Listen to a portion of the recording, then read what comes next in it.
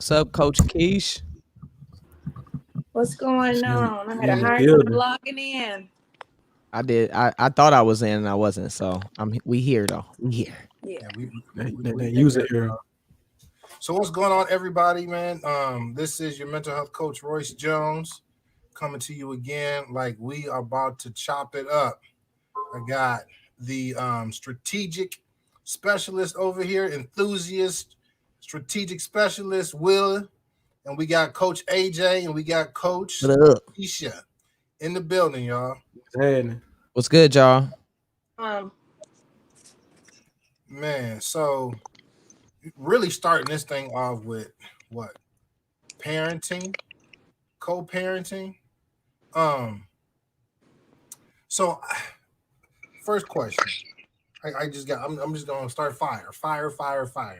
Um, when you are parenting and co-parenting, does how you feel about the other person, like what does that what does that do to the relationship when you're parenting and co-parenting? Anybody can go. It. Go ahead, Willie. No, ladies first. No, don't I get knew me in he was gonna trouble. do that. Keisha, I knew he was gonna do that. That's why I was like, let me.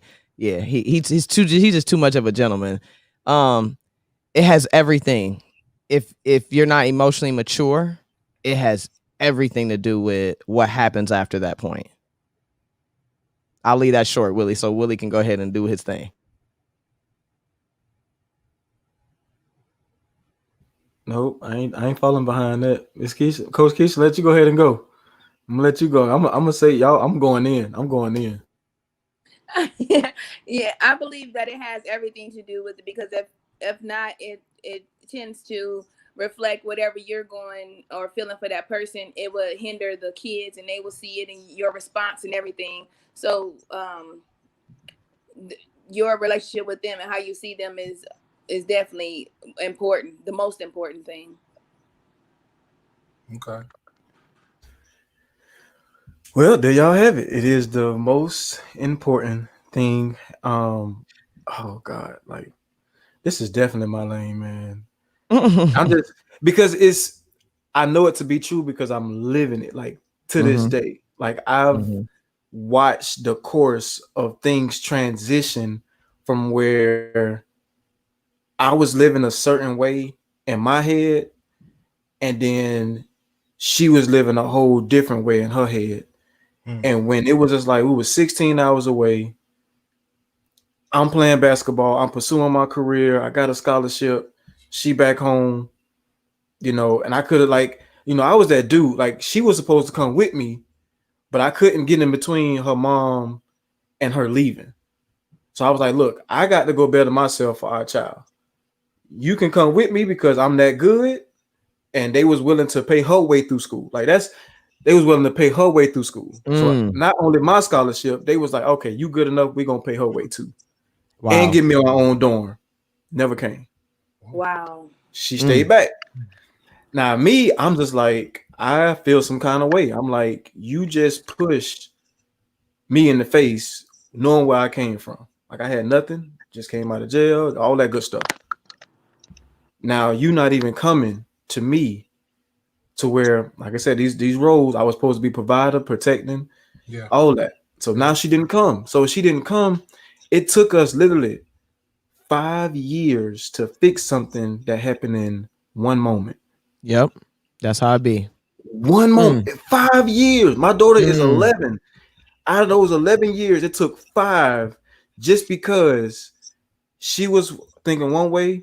And I'm thankful because, like I said, God gave me a gift of gold and of a heart to just be able to understand this thing forgiveness because I had so much Facts. Facts. animosity towards her. Facts. And if we was, I promise you, if we was like 2 hours away, like, I'd probably be on Mhm. CNN, but I wasn't 2 hours away. I was Yeah. 16 because the things that Wow. she was saying and the things that she was doing, I had to keep showing kindness and giving grace to somebody that wasn't doing the same for me. Hmm. Like my daughter was being raised and I had like no way to try to provide. Like I didn't have no script. I was like, what am I supposed to do? Yeah. Right. And then this the kicker, y'all. I had just got married. Mm. I had just got married. So we literally broke up, and I didn't understand how to close the relationship and to start a new one. I just did it because I would needed something to do. That's what men do. We just need something to do. I I ended said, that one. wait. Say that I again. did. Hold on, hold on. Wait. Pause. Slow down. Say you said sometimes what y'all do what now? You said We need something to do. We need okay, something to do. We okay. need something to do. We don't never ask how you feel. What can I do? Mm, So I ended the relationship. I did end it. And but as I ended it, my wife came along and we started talking. And as she came along, she was no part of my daughter's mom wasn't nowhere to be found. But in her head, she thought that my wife was the reason we broke up. And that wasn't the case. Yeah. But we never talked right. about it. So because we came back and talked about it, that was her story. She running with it. She gonna keep it. So I get married. So now I got to swallow my pride and be like, all right, I got to tell this girl who has my daughter that I just got married. Mm. Didn't have no book for that. Like I didn't pick up my phone, Google it. I just was like, I don't know how to do it. So I'm not gonna do it. That's what I'm not gonna do. That's what I'm gonna do. So I left and I went to go speak. I told her about the situation. And from there, I mean, it was all red. Like, you can't see your daughter. Don't worry about this. Don't worry about that. I'm just like about everything in me, like, I'm about to take my daughter from you. Like, you tripping. Mm-hmm. Yep. But like I said, bitterness, like all those things started kicking in. I was just like, I don't want to show her grace. I don't want to parent with this person because this is not my ideal of what a healthy relationship was going to look like for my daughter going forward. Right. And I mean, for 5 years, I'm talking about I had to go on a forgiveness tour, y'all. Like I was on a Ooh. forgiveness tour of like all the people that I've done wrong. And then when I got to her, I was like, nope, I ain't fixing that one. I was Mm. like, nope. But it took 5 years. And when I finally came to her, like just recently, I kid y'all not, just recently, it just hit me that I didn't go back and ask her the questions that I needed to understand what she was going through. Ding ding ding I ding never ding. I never did that.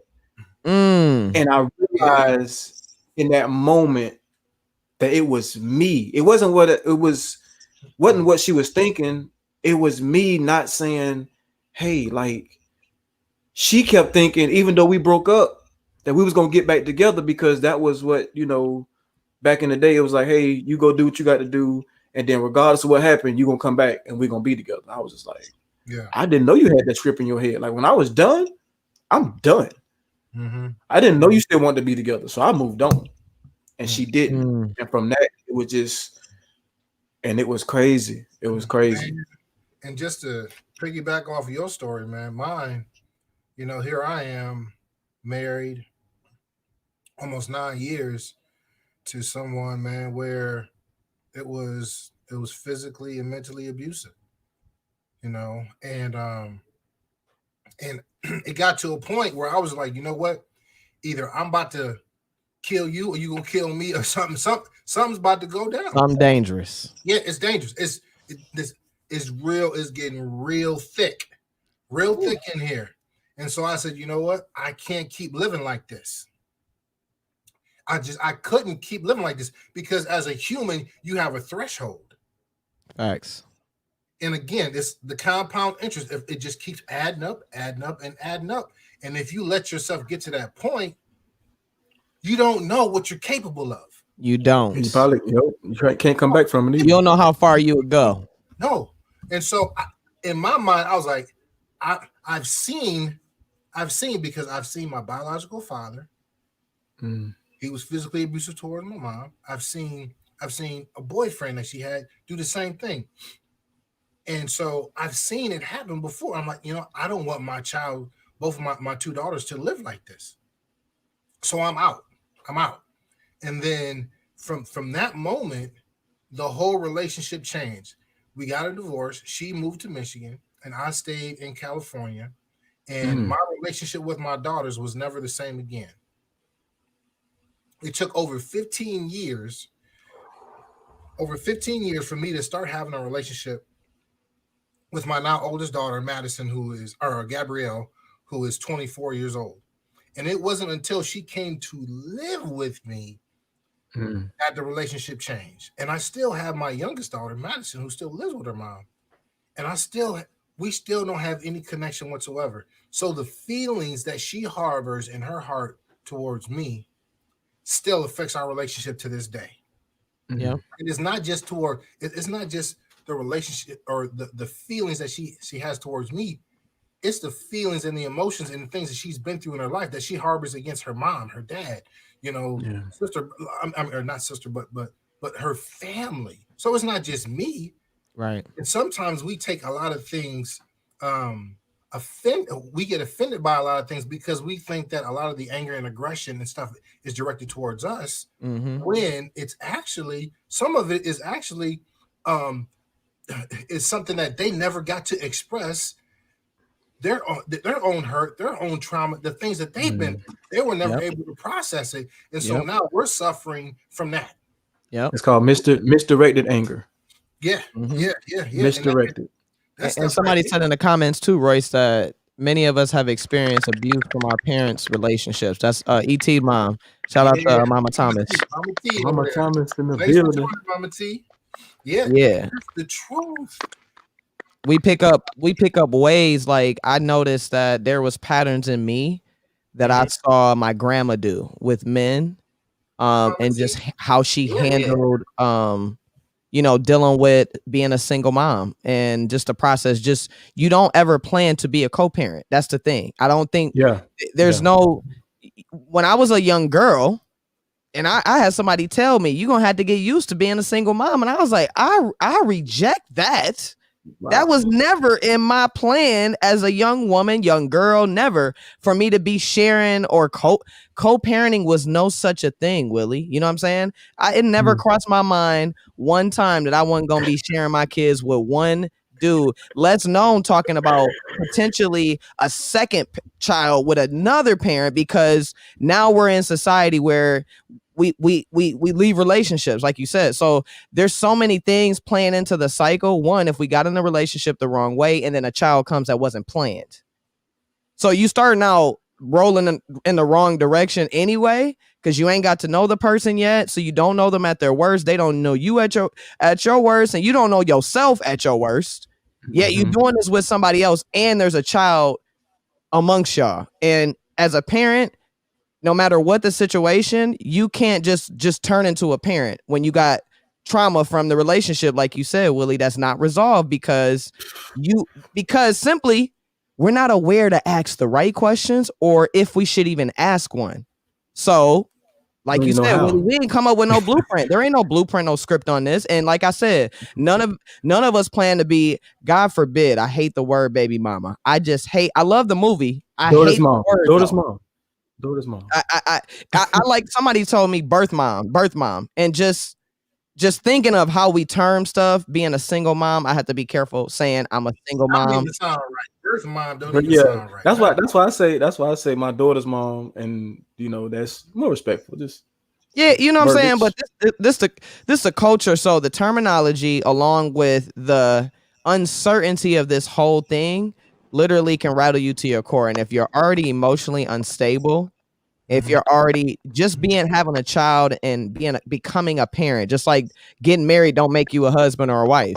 It don't turn you into one. Like the marriage, the process of building a strong marriage turns you into a husband. Once you feel strong, but people like to say the term because the title sounds good, just like being somebody's mom sounds good. But like you said, you still somebody's child that you ain't resolved. So when you get in a situation where now you have a child, now I'm dealing with emotions that don't have nothing to do with the person I'm having a child with. And they think I'm toxic because I got trauma.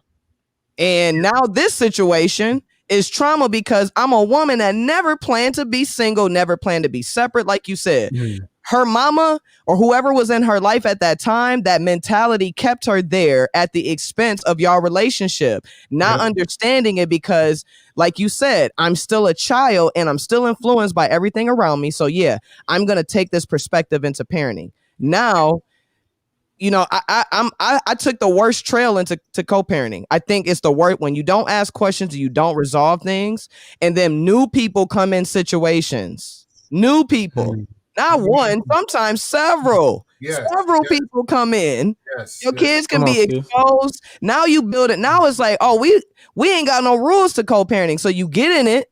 You don't plan to be separate.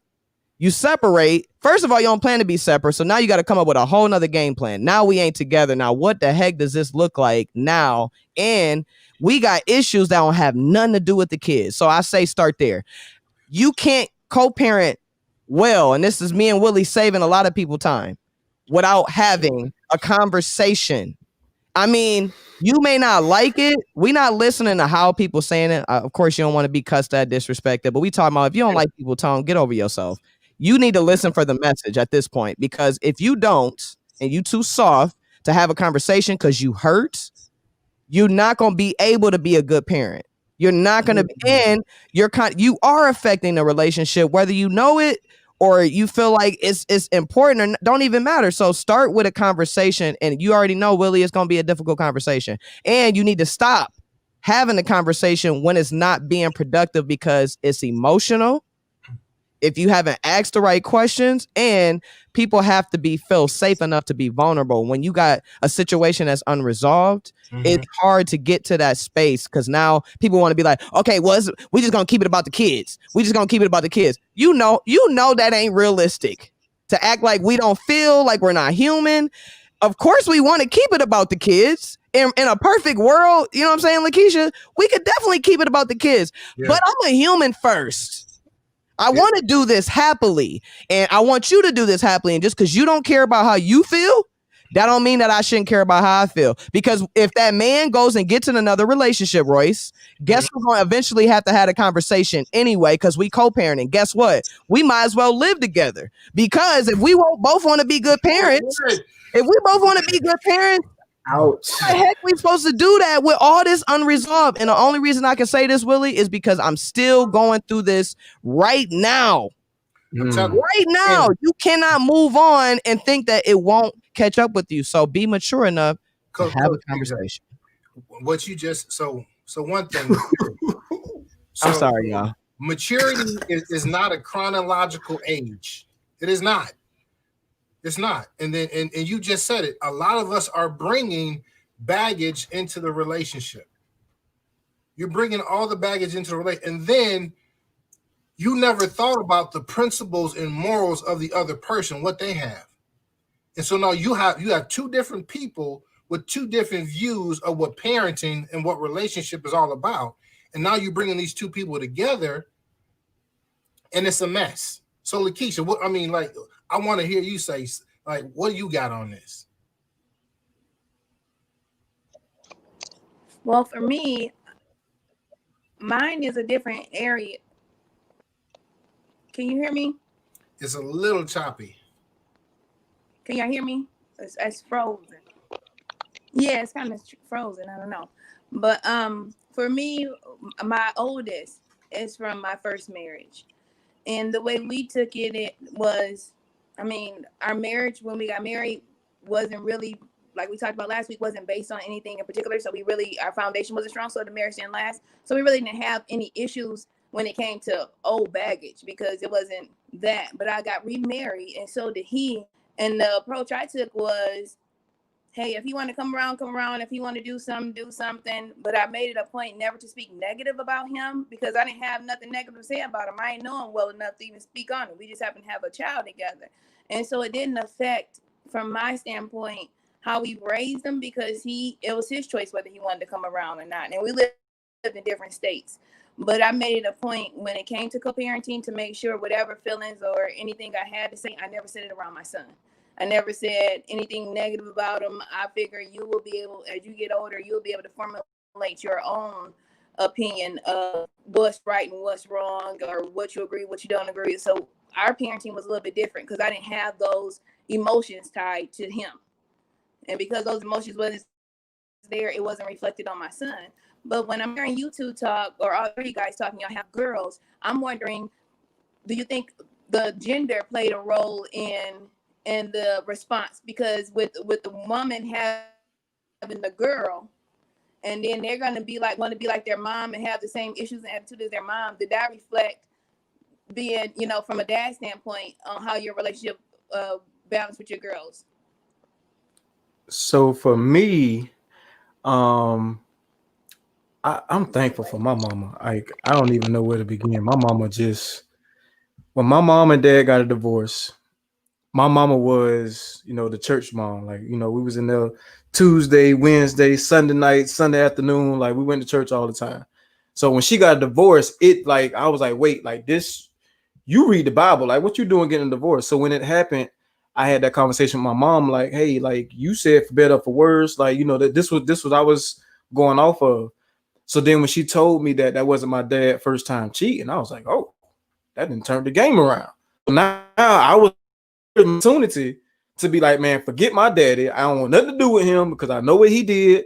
He ain't come to me as a man and say, hey, this is what I did. And I think if he did, I probably still would have animosity towards him. But this is what was key. My mama said this. She said, no matter what, that's still your daddy. And in times where she know I did not want to call him, she was like, tell me, hey, call your daddy. Call your daddy.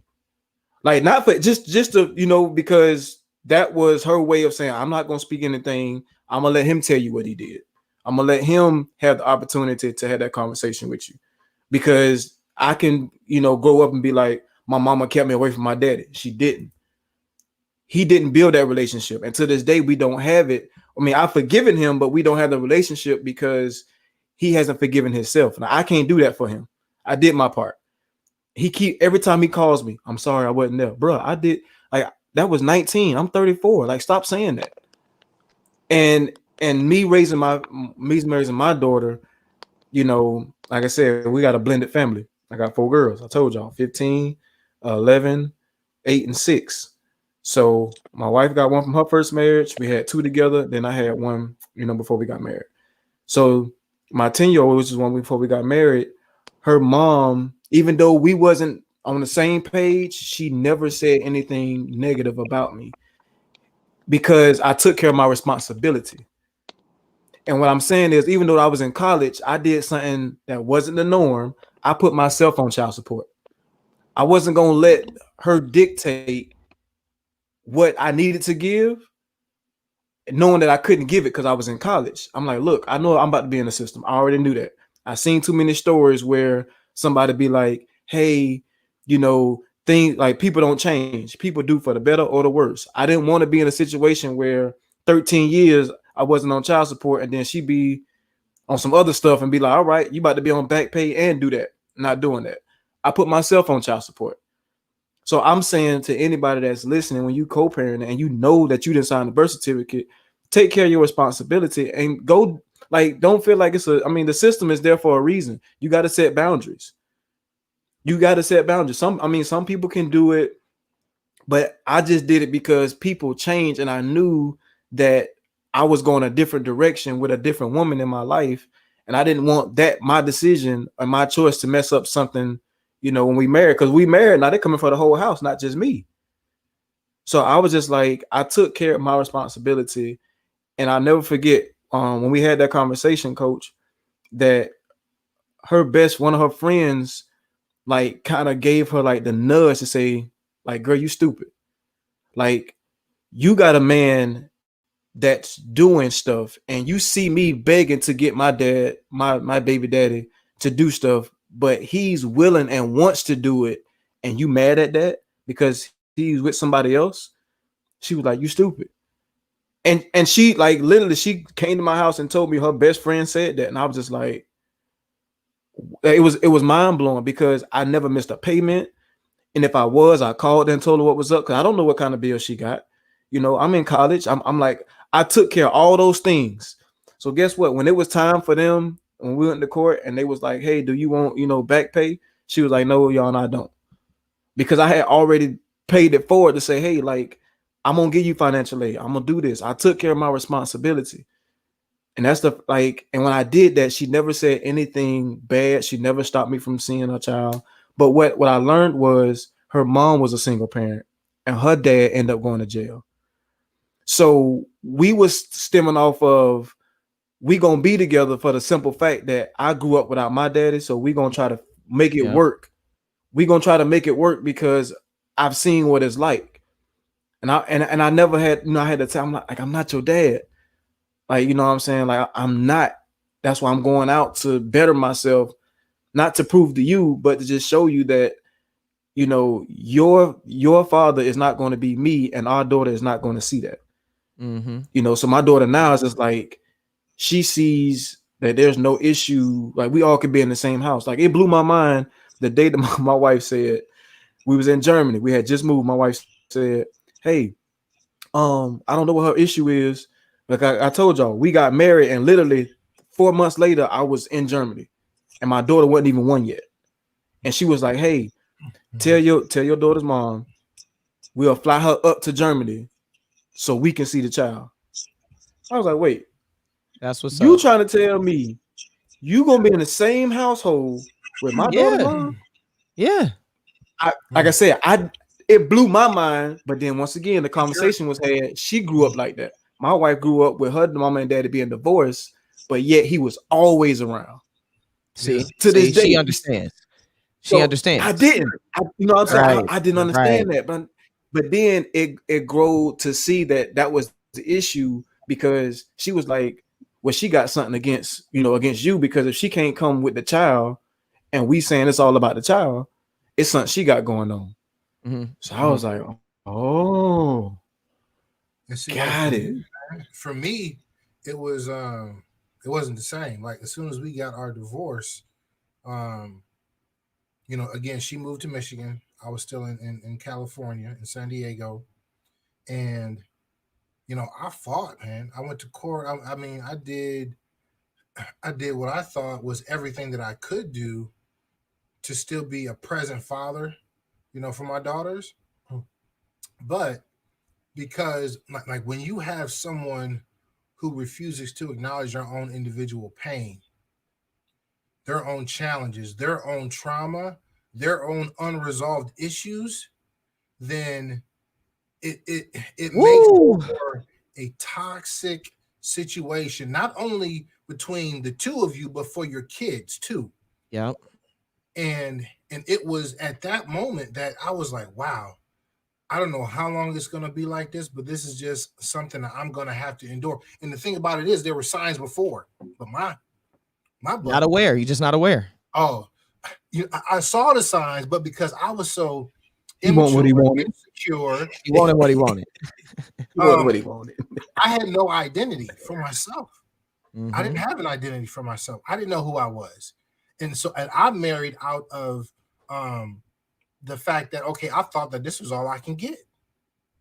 I thought this was as good as it gets, so I better take this. But Yep. there were signs that said, you know what, you might want to chill out on that because you know there's gonna be some hell to pay later. But I didn't do that, and so fast forward, you know, here we have a woman who still hasn't healed.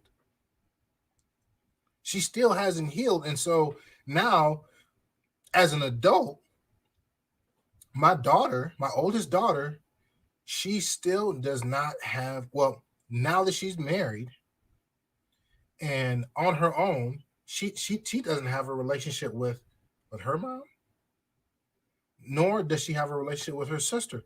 All because the one parent still hasn't healed.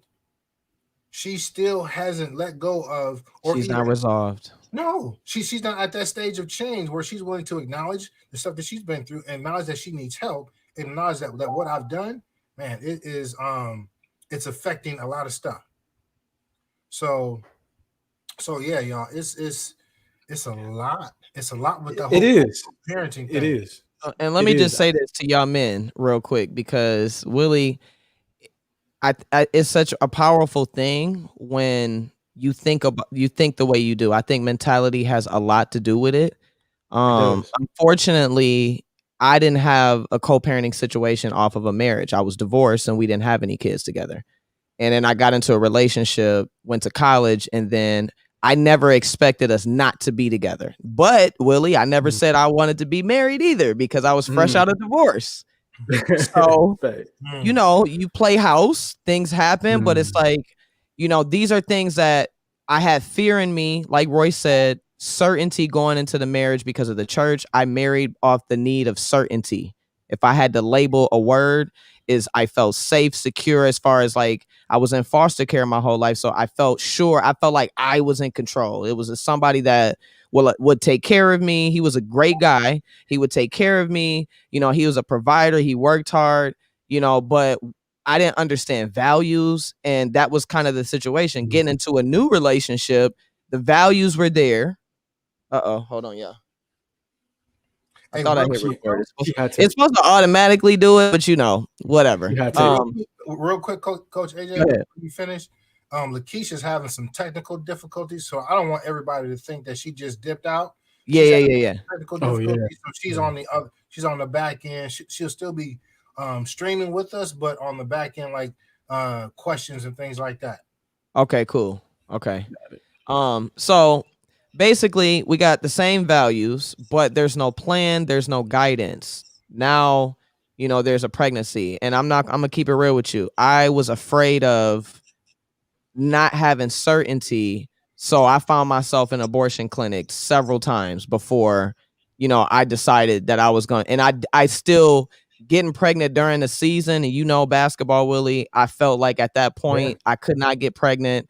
You know, I'm not going to do this. I rejected it, resisted it. And that could have been the end of our relationship because of that, those choices consistently, you know, rejecting the will of God in a sense.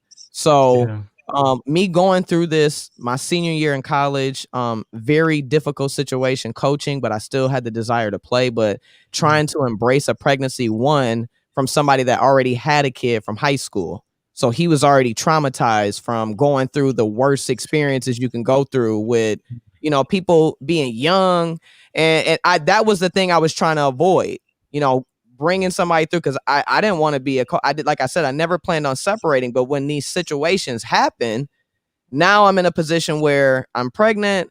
It's my senior year. I want to continue to play. He wants to continue to play, of course, but he already has a child, so of course he's not already not really one to holistically embrace it, but just kind of just like, you know, whatever we got to do.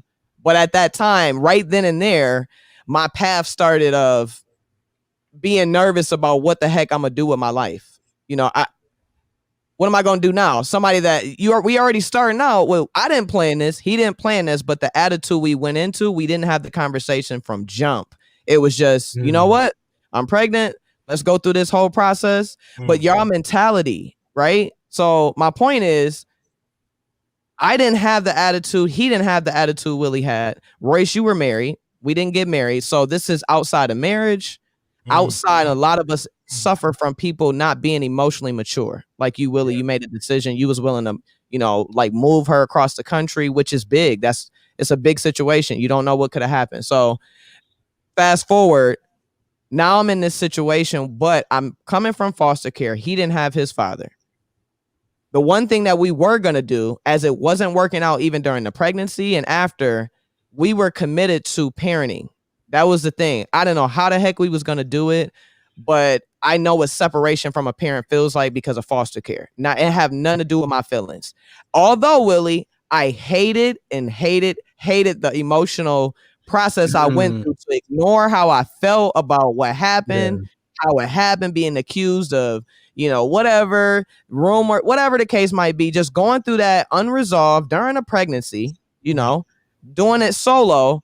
And then, like I said, I'm dealing with somebody that is emotionally immature at that time. And even me, I'm very emotional, period, and immature, right? Yeah. So now we get to a point where we committed to being parents, but now I'm like, okay, I'm gonna commit to this.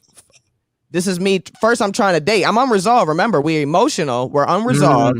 Now I'm trying to date only because I can't get clarity on this, and I'm still human. I never planned to be pregnant. This is what people can choose to do with their emotions. Like you said, I met my wife. I got in a situation. If that had happened, maybe things would have been better, but it didn't. I literally had a child, and then there was woman, situation after situation, meaning now we get into he's having more kids. Now we're committed to co-parenting, right?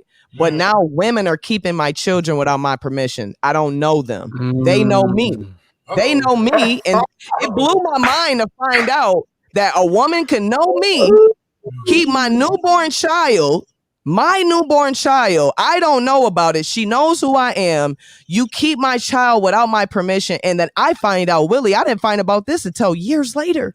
Had I known when it was happening, My bad. and this is when you're emotionally immature. So now I already have the co-parent is unresolved. And not only now one woman is involved, he goes in telling a story about what happened that was never resolved. And then now we got a co-parent with a third party opinion. And it's not the wife, Willie. It ain't the wife. This a girlfriend. This somebody ain't got no kids. This somebody that don't know you, him. So now you got added parties to this situation, which a lot of us have been in. Y'all blessed right now because, it could be, I'm all the way right, Willie. I'm all the way to the right. So I totally understand now why God took me through this, because he don't give these type of battles to the weak. And there's so much power in conquering. And I told myself, Royce, I am going to conquer this. Now it's not mastered yet, but the hardest part of that is over. But I went through process of not only co-parenting with, somebody not being honest. I'm asking questions. It's like we talking about, emotionally immature, where it's like you trying to control versus we're trying to find a system for us. It ain't about control. And then when we find a system, Willie, that works, right? We find a system that works where we split time between each other, where it's enough time, 7 and 14 days. He gets to see them 7 days and I get to see him. I don't know how God put this schedule together. And it literally, it worked for us. Right. But now it becomes a problem for the people he's with because they don't agree with what was already working. And they figure, well, I don't got to talk to her. Mind you, Willie, I was committed to parenting from the jump. So anybody new coming in, like your wife said, fly her out here. Fly her. But you was wise enough, mature enough to have the conversation first. So as men, for the women that, because women can be very crazy when you make them feel crazy and we're not crazy, but men can make us feel like we just don't know what we're talking about sometimes. And I know women can do it to men too, because I've been on the other end of that. Women know how to pull triggers out of men. We know how to say things because we know men can't physically put their hands on us. So we use our mouth and our actions to try to manipulate very violent behaviors in men. Our highest point and our lowest point at the same time. You know what I'm saying? And I'm gonna hit you where it hurts. I'm gonna kick you, when you're down, type of thing. It's being able to go through my emotional maturity, but then having to find a way to, like you said, stick to the values, but being able to, everybody got to be aligned with that. When you're co-parenting, if you're dating, if you're with somebody, if there's no, and sometimes it's just not possible when people just don't want to be mature, and you will know those people. But sometimes people don't want to deal with the difficult conversation, Willie. Sometimes I just don't want to have the difficult conversation versus we don't need one, or you don't think it's worth one. And so you go, like you said, we just go do something. We just go get married. And then you think that's going to solve the problem. So I say that if it's going to be toxic, and when you're toxic, that's when you kind of need to know when to pull back. And you need to know when you're dealing with somebody that can handle a real conversation. But it ain't going to happen until they're ready.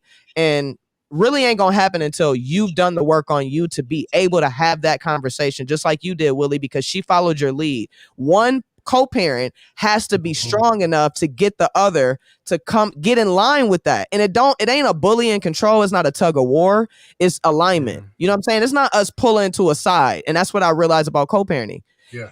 How we came to this 14-day agreement was both of us. I said, you know what?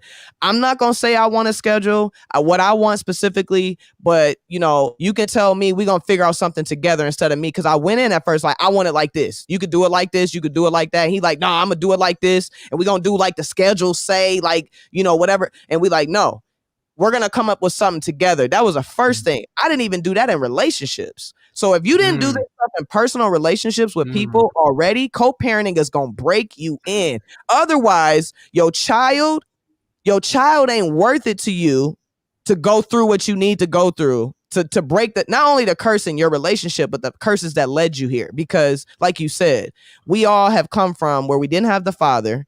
We don't have a mom. We dealing with different elements of it. So we're fighting not just the current situation, but generations. So I'm saying this co-parenting thing is something that's really going really, I think, restore families. Hopefully, not saying that we want to continue co-parenting, creating co-parent situations, but I'm saying the ones that learn from it and teach their kids are going to see this is what happens if you don't get control of sex. If you don't get control of being honest about who you love, who you lay down with, it's nothing worse than having a child with somebody you don't love. Yeah. And it's not that you don't love that child. So I'm just saying there's so many elements that we got to break. So I'm at a place right now. I haven't mastered it, but I sure have conquered the worst parts of it for sure. So I got there's one question that came up. It said, what happens when your childhood shows up in your adulthood, especially in relationships?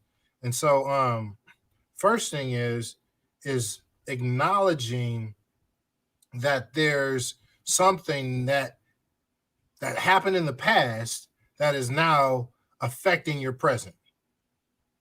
You have to first have that realization, and a lot of people don't really understand that, and they don't get to the root of the thing. I was talking earlier to a group, and they were talking about anger, and anger is a byproduct or a secondary emotion. So the secondary emotion, anger, right? The primary one could be grief, could be resentment, could be fear. It could be a number of different things, but then it turns into anger. And so we got to get to the root of a thing before we can address the whole entire issue, because it's about confusion, it's about communication, it's about the value system, it's about my feelings about you personally, and we talked about scripts that I have in my mind. So all of those things there. But again, so you have something that's happened in your childhood, and now it's manifesting in your relationship. How do you deal with that? Because again, you have kids who are affected by it. And this is how generational curses, you have someone who's angry. Now they raise someone who's angry, and then they raise someone who's angry. So let's talk about that. I would say for me, you got to deal with the thing that feels uncomfortable, like whatever it is, because it's like we have this thing like whatever feels uncomfortable, that's the thing that you need to do, because that may be the thing that releases what's going on. Like for me, like I said, my daughters, and you just said something about love and sex. I think that we have in this time frame that we have, it's like we have sex fast, and then we love too slow. Exactly. Like, you know what I'm saying? So it was for me, like, and I'm speaking from experience, like this is something I did, and I had to check myself, because I know I'm a man, and most men get into situations and relationships and people that they care about, but on the low don't care about the kid. Like I was enjoying a situation where it was just me and the girl, and her son was so young. It was just like, I'm just going to enjoy the situation. So I already knew, like, so for men, when you know the situation, like already don't involve yourself because of what you going to get out of it. Like, I'm being honest. I was selfish. I knew I ain't want nothing to do with it. And how I knew it is when one day her son called me daddy, I left. I'm talking about I was gone. Like, that ghoster, I was out of there. Like, and years came. Man, she was like, and I had to go back. Like I said, I went on this forgiveness tour. I had to go back and say, hey, like, I messed this up. Like, I was selfish. Like, she needed to hear those things, because it wasn't something that she was doing wrong. It was the fact that, she was vulnerable, and I was feeding off of it. And, I was enjoying the moment. And when he called me daddy, I was. So I would say the thing about when that childhood showed up in me, and I responded versus reacting. Like, I think that's the key thing. Like, sometimes there are certain things that you're supposed to respond to, and there are certain things you're supposed to react to. So when you get into those situations, there should be like a firewall going off saying, hey, do I respond to this or do I react? And when your childhood shows up, you will know what you need to respond and react to. Like when fire comes up, you know you need to stop, drop, and roll. Like that's that's something you're supposed to do when fire show up. Like you stop, drop, and you survey the scene, stop, drop, and you roll. And what's the difference between the two, Willie? Between responding and then reacting? What's the difference? So responding is when, let's say you're in a situation where you get cussed out. Like, you doing your part as as the man or the person in the relationship, as co-parenting. Like I'm trying to do this thing, but yet that person being bitter and she just cussed me out. Like I got a choice. I can respond or react. So my response would be, I'm going to respond and showing grace and showing love. Because when I do that, the reaction from her is going to be mind blowing. Cause she like, I know I'm like she said, like Coach AJ said, like I'm pushing his button, I'm pushing his triggers, but he's reacting. Like her response is coming off my reaction. So if I go in on her and we going back and forth, that is me reacting to what she said. So that's my response completely turns into a reaction. So like I said, when she responds to me, I have to come back and react. And my reaction would be saying, hey, I'm like, we in this together. Like, whatever it is to kind of diffuse it, you got to give her grace. Even though at that time you may like feel like she needs it.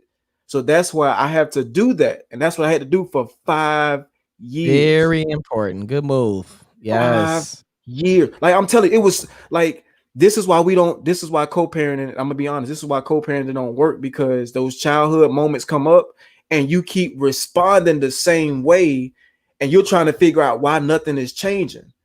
You can't expect it to change because your test that you're getting is going to keep coming until you pass it. Like the teacher can't speak to you during the test. They got to wait to after you to get the results to go through it and say, hey, this is what you got wrong. If you never do that and take accountability to say, hey, all right, she keeps coming this way, I have to change that up. I got to do something to where, okay, I know she going to come mad, whatever. Let me switch that up. And when you do that, that's when the response kicks in to where now it takes two. She has no choice but to give you back a different reaction, because she's like, wait, he normally he don't pick Don't him up even on know time. how to respond. Yeah, it's like normally he don't pick him up on time. Now Mm-hmm. he picking him up on time. She got to respond a different way now. So and that's what I had to do. And you got to do it consistently, just like with anything else. And it sucks. I'm telling you, like when that test come, like, and she was like, you ain't seeing your daughter?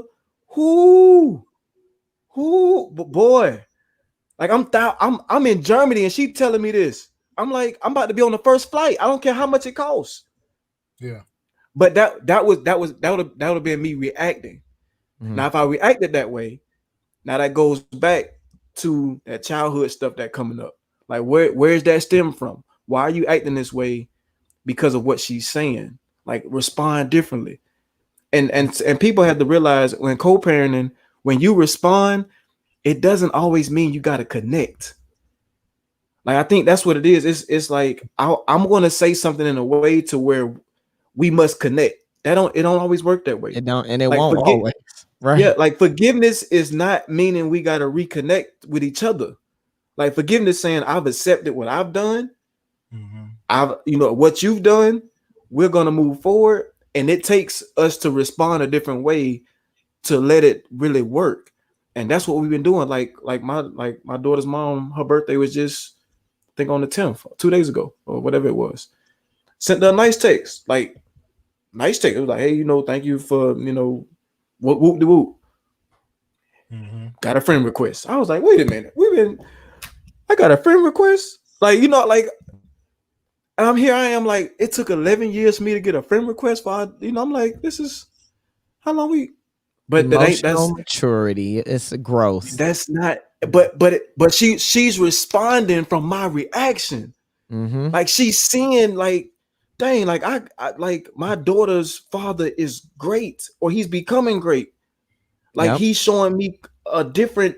Like it's crazy because I'm showing her that this co-parenting thing works to where when she was dating someone and my daughter flew in, I said, "Hey, who picking my daughter up?" She was like, she hesitated, and I knew something was up. She was like, "Oh," I said, "Who picking my daughter up?" And she was like, her boyfriend or whatever. I said, "Cool. I need his phone number. You can be on three-way, but I need to holler at him." And Facts. it blew her mind. She was just like, "Why you need to talk to him?" I said, "Just for the sake of my child. I don't need to ask him, what he plan, what his thoughts is. Y'all gonna be together. Y'all getting married. This is my daughter. I'm protecting her. And if anything happens to her or you, I am responsible for that." So I'm like, I need to know. So I hit him up and I called him. We had a great conversation. He respected me to the utmost to where he was like, "Bro, I never had a man speak to me in this way and Approach. manner to where Yeah. even if he met another woman and it may trickle down to where he may do that." And Right. now when she goes and dates someone now, she gonna be like, "I've seen that what it looked like, I've seen what it did like." And now, not saying she's going to compare, but she probably has standards of her own to say, "Hey, my like if you're gonna be in my father's and my life, like her daddy is really active, so y'all may not need a relationship, but you may need to probably talk to him." And Yeah. that's Facts. that's coming in the gate, and people Facts. don't do that in co-parenting. They don't come in the gate. At Not saying they have all. to. Say it, They say it, like say it loud. Say it yeah, loud. they yeah they don't come People don't do that. they don't come in the gate.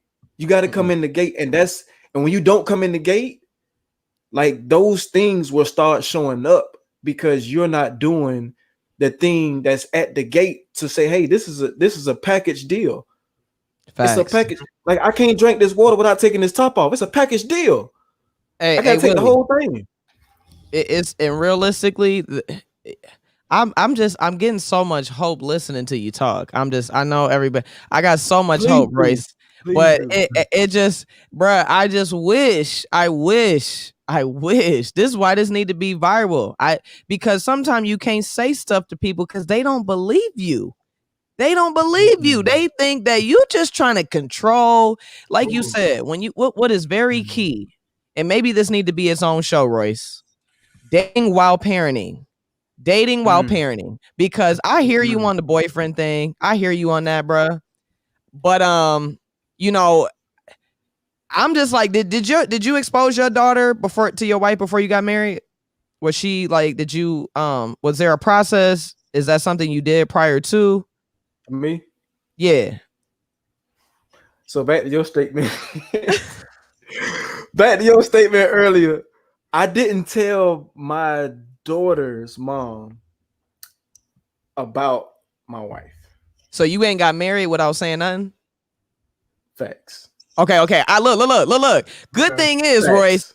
'Cause I I'm was on the scared. I other was scared. end of I that. was scared as hell. worked out. I was No. scared. This might need I to was be scared as hell. see, I ain't trying to get people in my business or nothing, but it's just a fact of No. how big of a significance that is, and you obviously you can come back from that. And I feel like obviously I have because I was the person on the other side. I was basically her in reverse, except we were communicating and co-parenting. That was just completely left out there. And then when I tried to reach out while the dating is going on, it was told to me, we don't need to have a conversation.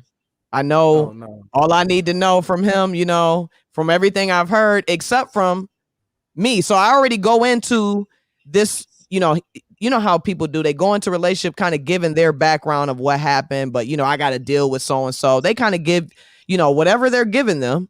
But it's just like that having that conversation, like you said, but dating and that child, because I just don't trust people. Maybe because I was a child raised by step parents and foster parents. No disrespect to my parents, but that ain't the only foster home I've been in. And I think there needs to be a process. Like I said, thank God you're emotionally mature because, like I said, it's not like people can't come back from making a decision like that. And it's not like that's the most horrible thing you can do. Obviously, you still have to come back and communicate it because you still got a child. But just the dating and introducing children to your dating process, I totally disagree with.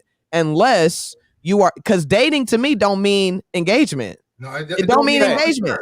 But Hey, don't So, yeah, now so if you I feel dating, like if you don't, most people, grown people, it's women older than me. It blows my mind how they think about dating. It blows my mind to Bruh, think to listen, hear some of the older women that's old, 10 years, 15 years older than me, how they think about dating. And I'm not even talking about guys. We already know. Like I ain't got to talk about guys. One thing about some guys, they're gonna tell you up front what they want. yeah, real So quick. dating, as far as dating, especially mothers that the ones that kind of cultivate and either push the co-parenting or restrain it heavily, because we obviously come in with the most power, I think, in most cases. So I think that needs to be a whole conversation, man, because that's key. You went and got married, didn't say anything, but y'all didn't have that type of relationship versus somebody that went and did the same exact thing, but there was a consistent co-parenting relationship. But then obviously there's gaps in truth in certain parts of it because it's still unresolved. You know what I'm saying? It's still unresolved, and we just trying to be yeah, good co-parents, but we just want to get over. Maybe, Royce, maybe I'm just feeling that way, and maybe I just need to get over it. And sometimes it's not about you just getting over things. These are real traumas that you're trying to fulfill and sustain. And my issue was, how do I come to grips with my children not being raised by both parents in the same house when I did everything in my God-given power and strength for that not to happen? That was a deep-rooted belief. How can I look like this? How can I be this strong woman? How can I be all of this? And they don't see their mother getting love like that, or they don't experience the relationship that they should have with a co-parent. They feel like stepchildren in a household. How did I get in this situation? And these are beliefs. All of these things can be resolved, Willie, of course, by yeah. communication, man, understanding, empathy. But most importantly, like you said, I need to know what beliefs are still following me into my life present day that affects how I co-parent. It affects how I work. It affects how I dream about my future. It affects everything, how I feel about myself as a person, because sometimes we equate the relationship and co-parenting with our own value. All of that. Like you said, she turned the trip down. That almost make you feel like, am I not good enough? Like, what did I do to be in this situation? How do I come back from this when I can't even see how to repair it? So that's my spill, but I'm thankful to Nah, have this that's good. conversation because it really That's is good. continuous therapy for me, because I've accepted it, but I'm like, I'm not tolerating people that aren't serious about co-parenting as well.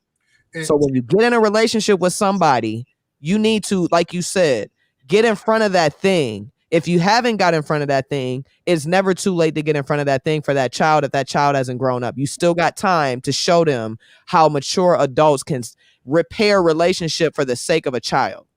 and Ashley, Coach Ash, I mean, and we've said this so many times. It's about the child. It's about the child. No, it's not just about the child.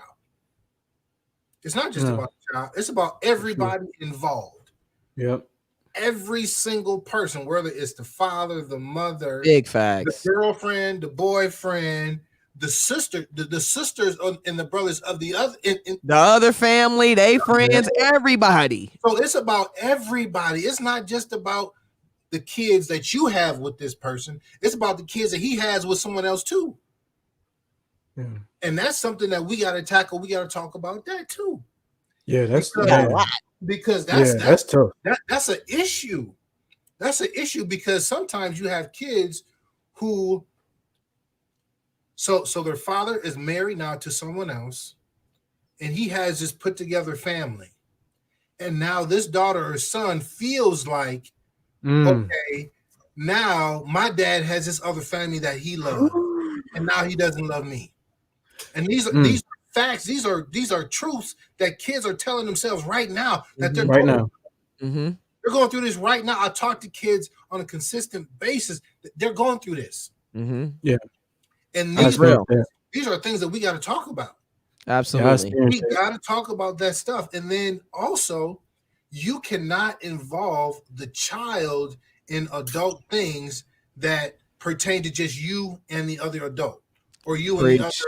other girlfriend or boyfriend. You need to leave them out of it. You don't need Facts. to have constant conversations about stuff that's going on between the two of you. Leave them kids out of it.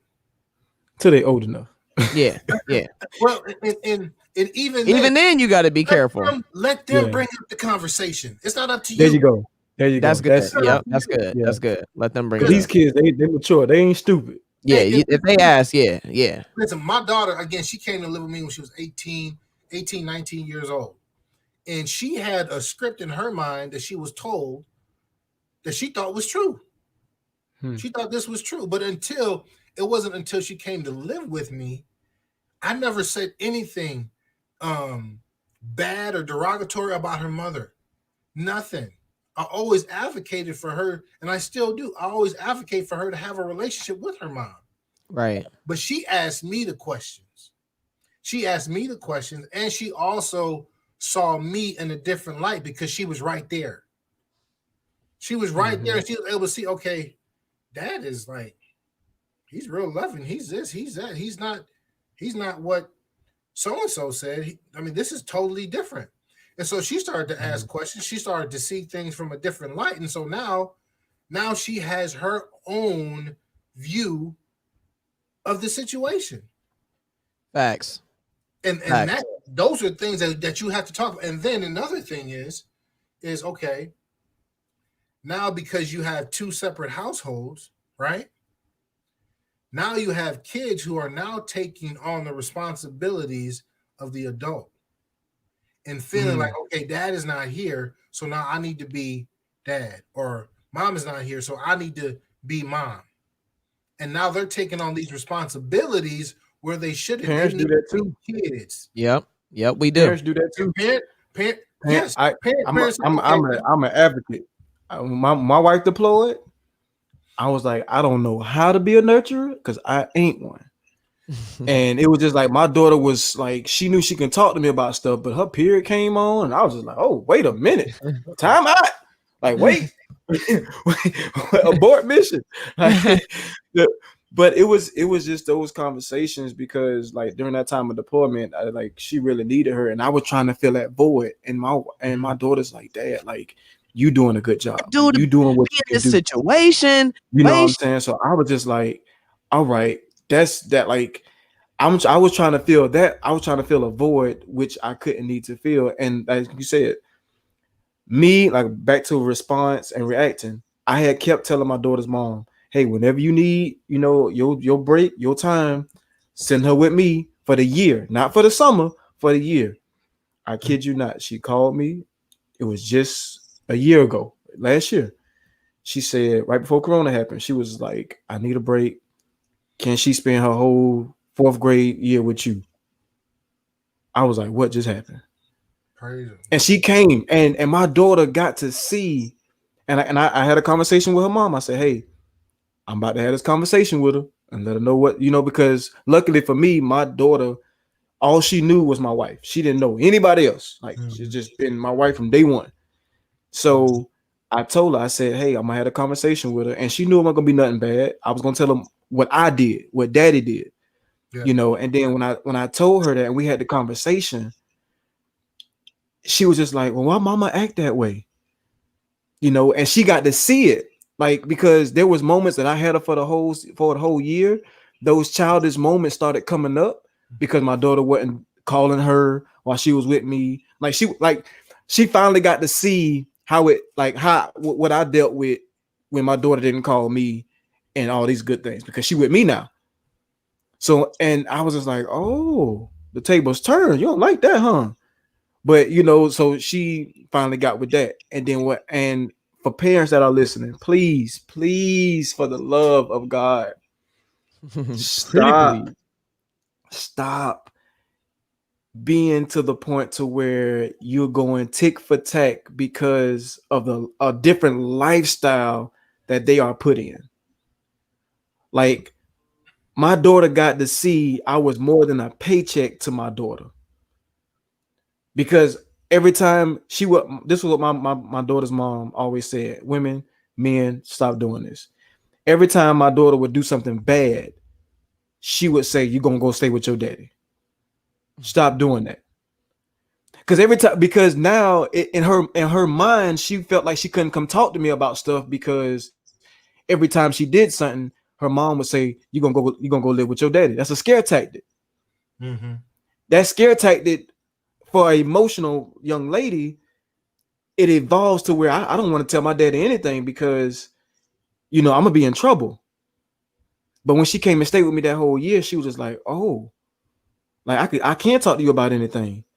Like, oh, daddy, you going to work from 8 to 5, and then from 2 in the morning to 8. Like my daughter was cooking for me breakfast because she seen how hard I was working to provide. And Mm-hmm. I was like, yeah, daddy ain't just over here, taking care of your sisters and living the big life. And she was like, oh, like when she seen that, like her perspective of things was like it went to another way. But I had the conversation with her because she was mature enough to do what daddy did, not what her mama did, what I did. And she understood that, she respected it. And when you do that, kids have a different perspective with you because her mom, some parents like to do where they talk through the kids. I don't know if y'all experienced that. Like, they're like, instead of you talking to me, you gonna tell her something, Yeah. and Yeah. then she come back and tell me. And I'm like, why you ain't like that's what we doing? Like, stop doing that. Like, that's Nah, no, no, like, don't no, talk to the no. kids. Mm-hmm. And what I experienced with that was my daughter started crying because she was like, I want to please both of y'all. And in that moment, I had to teach her something. Like, you can change your mind as a young lady. Because my mind went to, what if a man wanted to have sex with you and you told him that you was going to, but then you decided to change your mind. I had to let her Right. know, like, you can change your mind about things. And I had to really, really drill that in her head because she felt like she couldn't change her mind by trying to keep both of us happy. Mm-hmm. So I was like, we have to stop doing that in co-parenting, where we, instead of us having that conversation, coach, and through the kids, but with each other.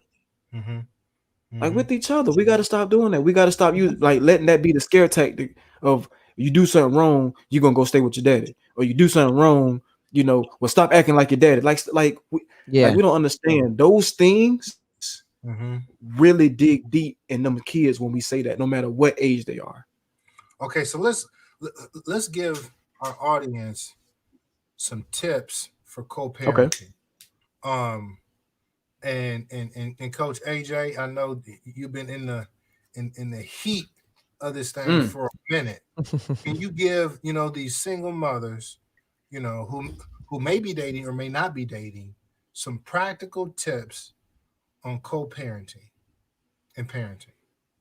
You I said, oh, let's do co-parenting. Let's do co-parenting first. Some practical tips on co-parenting. um, I think first and foremost,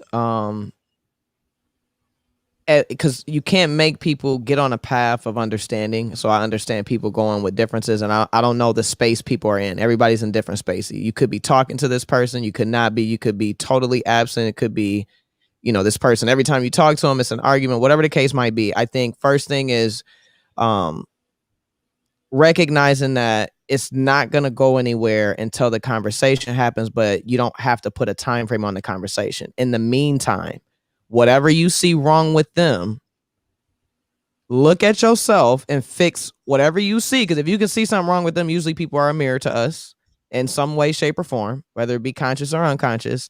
I Right. suggest that because you can't get people to, sit down. If you just say, oh, well, if you had an epiphany and you're feeling good, that don't mean they're going to sit and listen. Like you said, it don't mean it's going to be a connection. But you can start the process of preparing yourself for one. I think the most important thing in co-parenting, if you're in a totally bad space, I mean, I've been in a very bad space, is to start, if you could picture something happening, what would you even want to begin with what you see, what you have.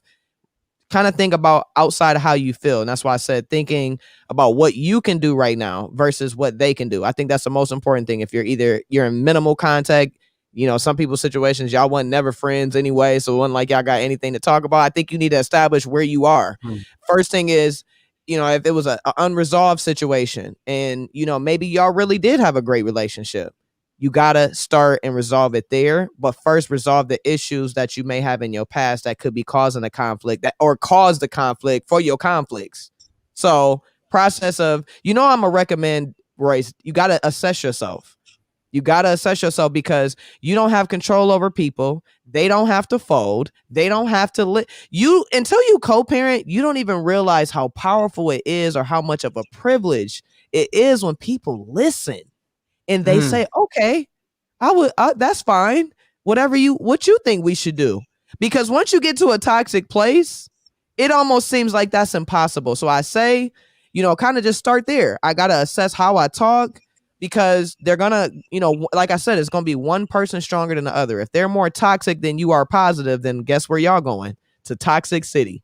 But if you're more positive than they are toxic, they can't sustain it. It just won't work because you have to try to stay toxic. It don't come naturally to our soul or to our spirit to be toxic. You stay that way. You choose choices, you choose language, you choose behaviors that keep you in a cycle because you feel like you're justified for the reason. So whether it be that person or your past, I think that's where you got to start by, doing the work that you can do with the situation. And then once you do get to a point where you get them to, be open because maybe you've done enough work where they trust you because now we don't trust each other when we separate and all this time and went between each other. I don't know where you are. You could be using this against me. You could have her in the background listening to me, or I could have somebody over here. Whatever the case might be, God is going to align that perfect situation if you are ready for it. But I think it just requires, Royce, a certain type of work, just like you and your kid's mom. You've done the work, but until she does it, the conversation can't happen. And I think for other people, because Willie, I'm co-parenting with somebody that has kids with other people too. Their person they married got kids with other people. I think it's very important to look at yourself before you feel like you can have input on how somebody else is doing it. Meaning that if you don't co-parent at all, but you got kids and y'all don't co-parent, you can't really have a say-so on how people co-parent if you're not even practicing co-parenting. I think that's big. So do the work on yourself, because when you start giving an opinion about how people should co-parent, how other people should do it, but you don't practice that, and it's not saying, Royce, that I got this all figured out, but at least I'm playing this game. I'm in the game. You know what I'm saying? You can't be yelling at me, ain't got no jersey on, you ain't even in the game, and you telling me what I'm doing wrong? You gonna have to get your jersey on because you used to play, but you stopped playing. So don't talk about how I play. You're gonna have to earn the right to say that, get in the game. Because a lot of people are with people that aren't they not co-parenting yet. You got a right to talk about how they do stuff or that they kid's mom is, but you ain't even. And then the daddy talk about how the daddy do. You know what I'm saying? We could go all day, but I'm gonna touch this because you got so many things to touch before you start demanding someone listen to you.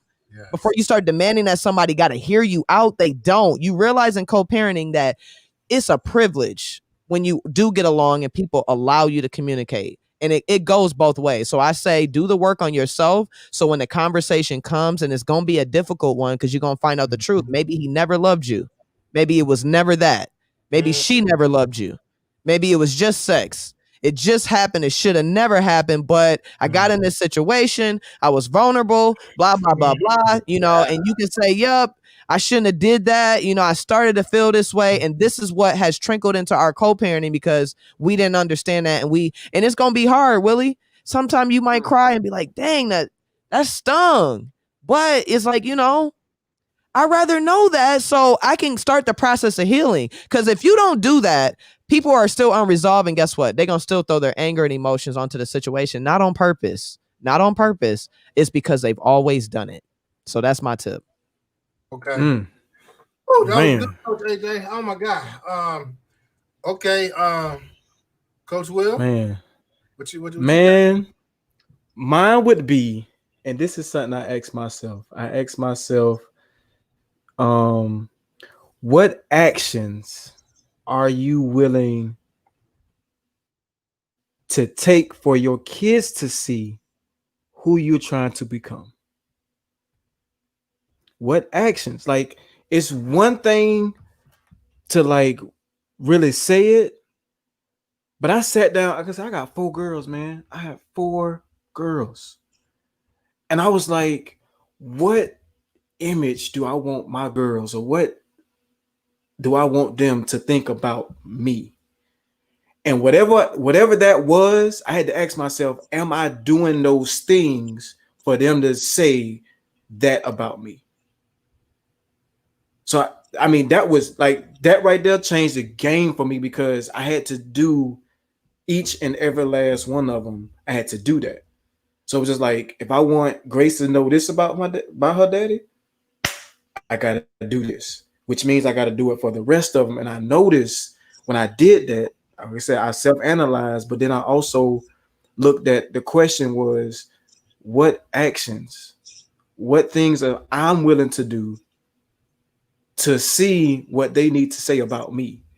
So if it's, do they see that I work hard? Okay, let me put that in action and let me show them that. Like, do they, so when I like my daughter the other day, like I brought my wife, flowers, and she don't even like flowers. Like that's the thing, I ain't even do it for her. She know I don't like buying dead stuff. I brought flowers and I put it right there. And here come my 8-year-old. Daddy, why mama got flowers? It's not a special occasion. I said, just because. So she was like, oh, that's nice, daddy. Like, not even knowing, like I did that to just because I know my wife. I know she gonna be like, I don't want no flowers, because that ain't her love language. It ain't her love language. So I was just like, but guess what? My 8-year-old, that's definitely her love language. That's like, so she's gonna look for that because now she's going to be able to say, hey, not saying she expect flowers, but at least she knows what to look for to say, hey, I would like, this is a core need that I have because I watched my dad do it for my mom. And then she was like, I know my mama didn't like flowers. So, and my 8-year-old, she's just like me. She's questions, she's inquisitive, she talks, and so my thing is, my tip would be to ask a question. What actions are you willing to take for them to see the thing that you want them to say about you? Because if you, like I said, if you don't want to take those steps, and one thing I was telling you, Coach, I would say this to you. We'll talk offline, but I want people to start. Once you do forgiveness, stop blaming yourself for what's not happening. Like, you accepted it. It's a difference between once I accept it, but now I got to stop blaming myself for what's not happening and what's not going on and the actions I may not be taking. Because once you get that part out the way, it's like, okay, I know I'm falling short, because we wake up every day trying to, do something new and a new thing, and sometimes, like I said, I may forget to tell my daughter I love her. I shouldn't beat myself up. I shouldn't blame myself. Like it's those things, like, we human, things happen in the course of a day. So I would say, don't beat yourself up. Don't stop blaming yourself after you accepted what the situation is, after you had the conversation, after you went through the self-assessment, and then to really focus on yourself by saying, hey, this is where I fall short in co-parenting. Like, what is it that you do? Like, I would say, for everybody that's listening, if you can, take 5 minutes to ask the co-parenting, what is it? How can I get better? And when you ask that question, you cannot say anything, and let them know before you ask that question.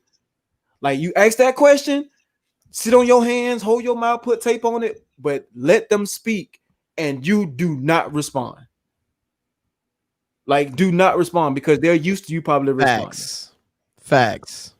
Be Like, ready to just hear. Key. yeah, That's key. I mean, just say that. Say, like, what can I do? Nothing you did wrong. What can I do to get better? Don't respond and don't react. Just listen, take in what they say, and then y'all do like a thing where say, okay, come back Friday. Follow Now up. you say the same thing. Yeah, follow up. Yeah. And now it's their turn. Vice versa. I think when you do that, that kind of do what Roy said. You get down to the root, because now they're saying, like, hey, I need you. This is a vulnerable moment. I need you. How can I get better for this situation? Man, that's good. That's good, Coach. That's good, Coach. Man, both of y'all y'all took up most of the space on this Joker. Because man, I don't even know what to say, man. I'm trying to think. Hey. And I guess I would say understand that you're dealing with another human. Mm. Facts. Like, understand that you are two imperfect people who may be broken, who may be challenged mentally and emotionally. You're dealing with a person who has been hurt. You're dealing with a person who's bringing stuff that it could still be in the closet and you have no idea. Like, and understand that they're not necessarily responding to you, they're responding to the script that they have in their mind. Mm-hmm. You just happen to be the person that they're taking it out on. So you're Misdirected. dealing with a human, man, a person that has thoughts, feelings, and all of these. It's like we are so complicated individuals, but we try to act like we're not complicated. Hmm. We do, and we are. And so when we can acknowledge that this is another human who I need to be able to relate to, I may not completely understand everything, but I need to be able to relate to how you're feeling and what's going on so that I can now internalize that and figure out some way of how we can work together. Because that's the ultimate thing. We need to work together on this thing. Like, because there's things that I cannot give my daughter as a man. Mm. It's impossible. Can't get what you don't There have. are things that, the mother can give that child to. So we have to understand that. And so that's the reason why you have a male and a female. You have two because one has things that the other one doesn't. And we have to know that, okay, I'm giving something and you're giving something. So what are we both? We both have something to offer our kid. The Yep. whole premise is train a child Yeah. up in the way that they should go. So when they're old, they won't depart from it. So what we're doing, we're teaching them how to be.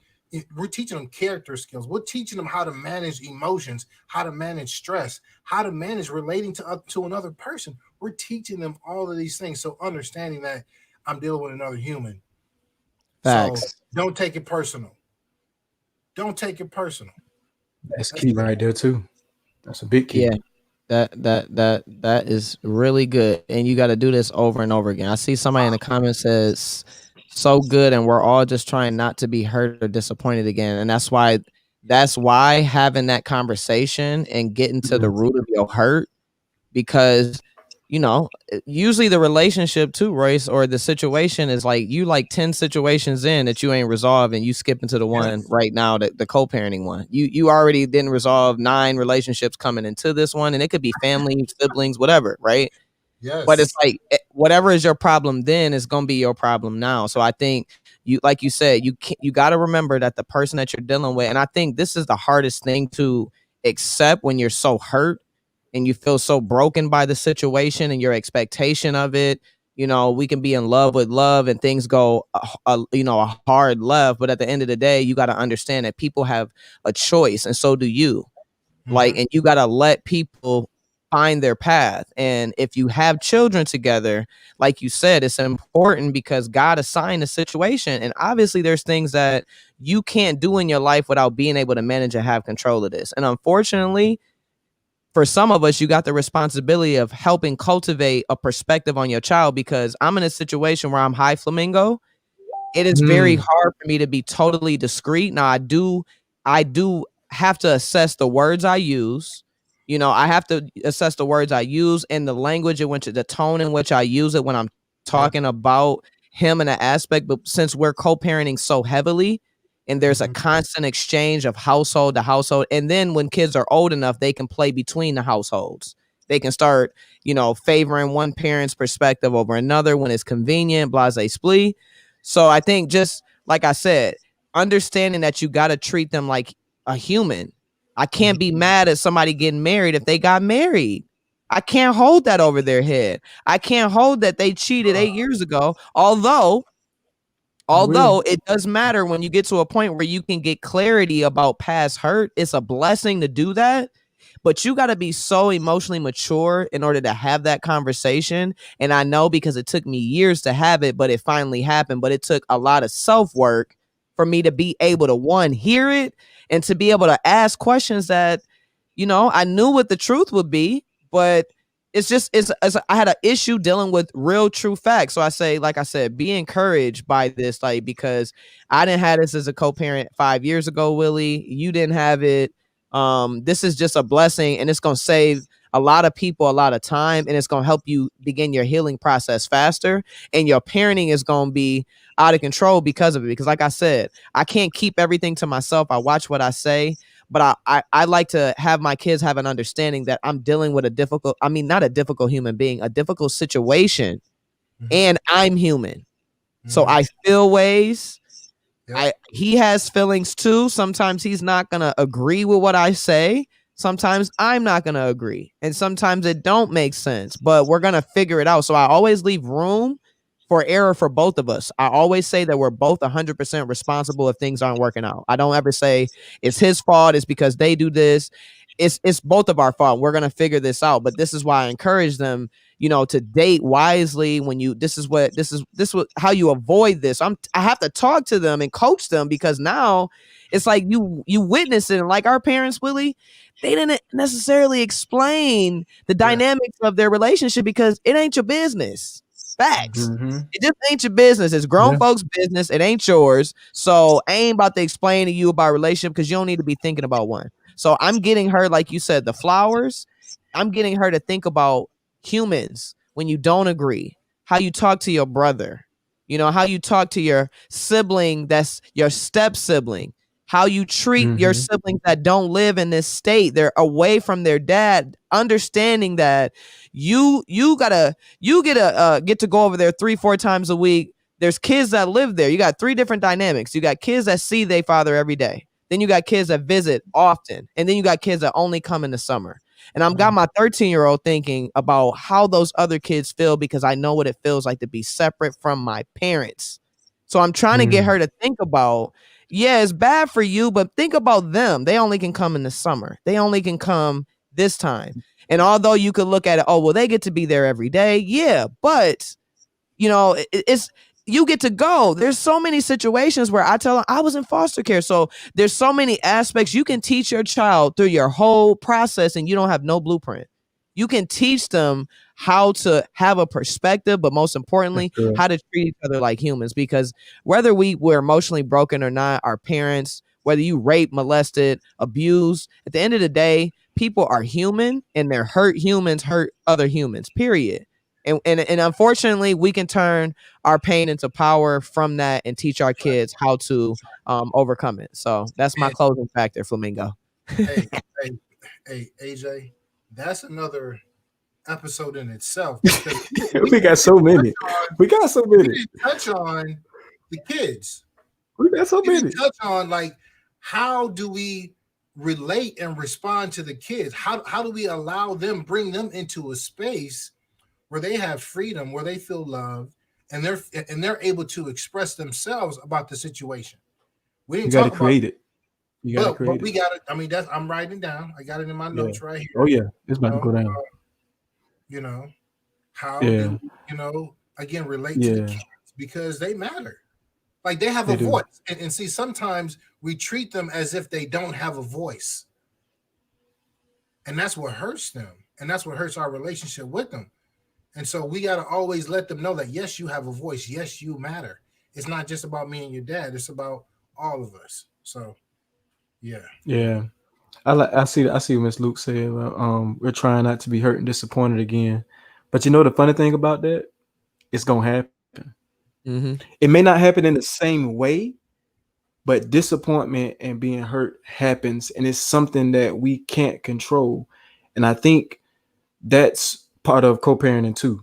Like I think this is the big, I think the big takeaway that I would leave is in co-parenting, stop trying to control it and manage it. Come on now. Stop okay, trying to control it and manage it. And I think Mhm.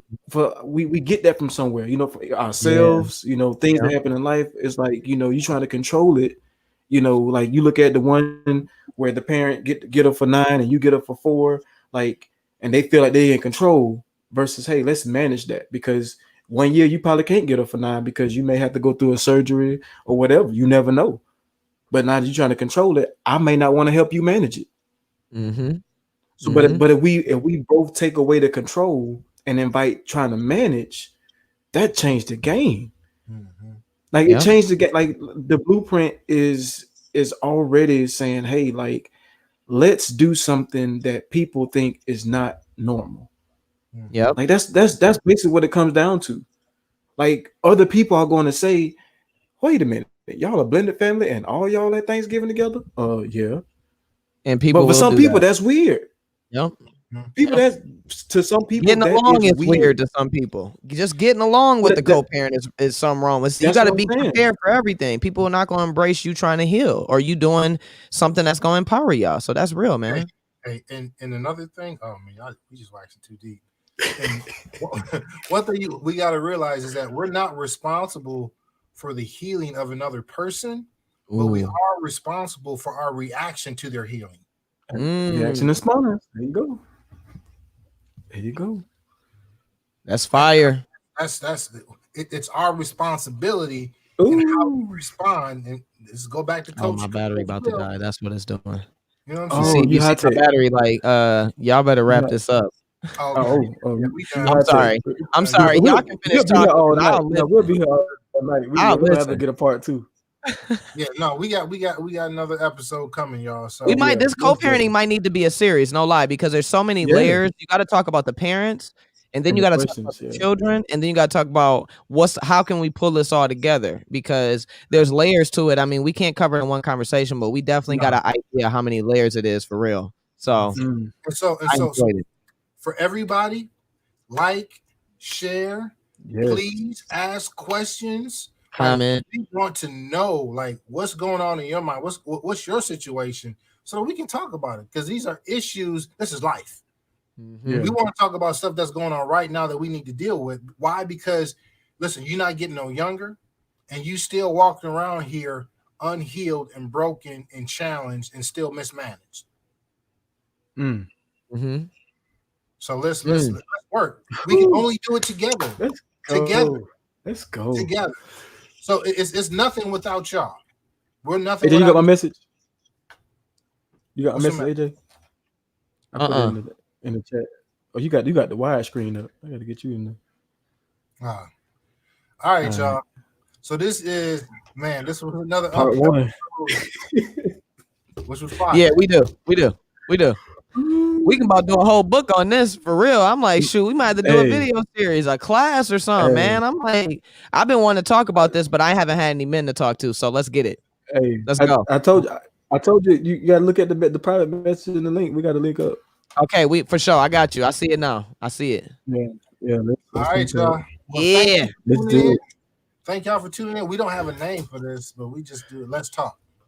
Let's So we talk. got to come up with one that gonna be on the task. So this just means that you do what We you got work told to do. first and then ask questions later. That's what we doing. Come on now. Ooh, yeah, Let's go. yeah. Let's go. Let's go, y'all. We got work to do. All right, y'all. Thank you for tuning in. Until next time. Peace, y'all. See you I'm next up. week.